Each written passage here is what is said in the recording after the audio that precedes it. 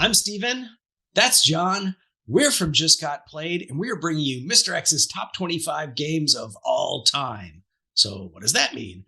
Well, you can go back and watch the first video in this series if you want to learn more about it, but essentially, I surveyed a bunch of people. They gave me their top 50 games of all time. I used an algorithm to collect all those into this aggregated list of the top 25 games of all time. And today, we are talking about number 3 on the list, and that is Mansions of Madness 2nd Edition. And I got to say, I'm a little bit of a dead weight and an anchor here because I have played 23 of the games on this top 25 list, but I have not played this one.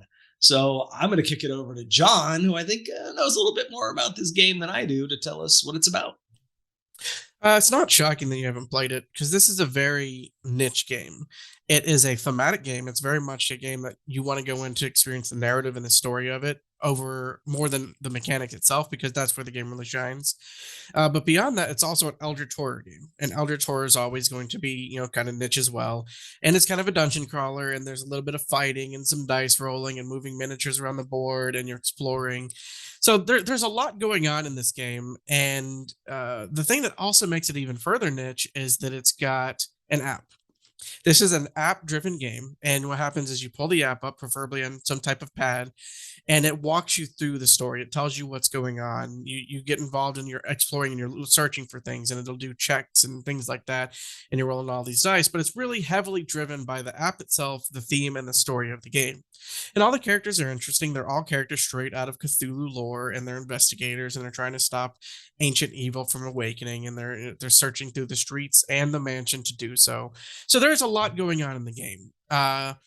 It's also difficult too, because a lot of the times when I play games, it's either in a game store, like a friendly game store, or it'll be in an area that's kind of loud, and apps aren't really ideal for that environment. And I think that that's the biggest thing that's holding back app-driven games from really reaching the pinnacle of what they can be, because you have to have the app, you have to probably have a speaker to be able to hear it over everything, and it's an extra step that kind of removes that tactile experience of playing a board game. So it's one of the games that's got a lot going on, and there's a lot that you could just go, I don't think it's for me. However, it's a fantastic game. You really do get engrossed in the story. You really feel like the characters are fleshed out characters in the story. You want them to succeed. It is a tough game. It's not going to be you just walk through and you solve it and you kill all the bad guys and you've won. It's a hard game to win. So it's one, if you do give that investment into and enjoy the story and get engrossed and play a couple of times, and you got that app with the speaker going and you got the right atmosphere. It's a game that, and when it clicks for you, it's one of the most rewarding experiences in board gaming. But it's hard to get that right environment set up and the right group for it. However, if you do, totally worth it. Yeah, so you talk about it being, difficult. I know that that's how I prefer my co-op games, right? I don't want to win a co-op game every time you play it. It could be okay, right? Because of the story, whatever, it could be interesting, etc. But I like the challenge.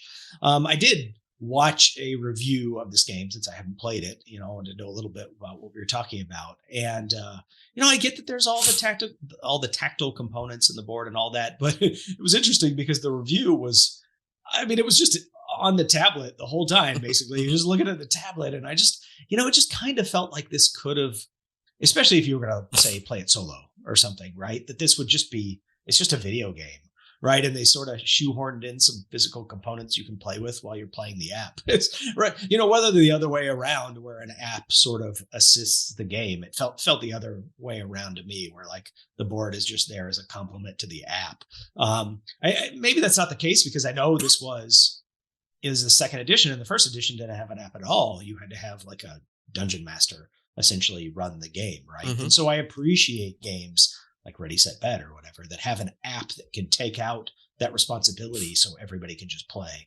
So that's cool, and I would play it, but I just, having not played it and watching the review, I'm just like, I don't know, it looks like a video game. It is more 50-50 than it seems at first, where it's, board game and app. It's not just like, oh, occasionally roll some dice for this interactive movie. There is a lot going on the board itself, but again, that's what makes it so niche and harder for people to get into, because you get that feeling. You got to get past those preconceived notions. And I think if somebody's got the game set up and you jump in, I think you'll enjoy the experience. But getting to that point is a little daunting. Well, you say it's a niche, but that niche must be the people I surveyed for this list, because this game landed all the way up at number 3 on MrX's top 25 games of all time, which, by the way, is a contest. So sometime around the end of December or so, I'm going to draw a winner, and I'm going to draw based on entries that people get by commenting on our YouTube videos. So, one of the ways that you can enter is by commenting on this video right here, right now. Go do it right now. Tell me what you think about Mansions of Madness, first edition or second edition. If you haven't played any of those games or don't have any thoughts on any of those games, why don't you comment about your favorite Lovecraftian thing, book, movie, game, whatever. Or, tell me about an app-assisted game that you like to play.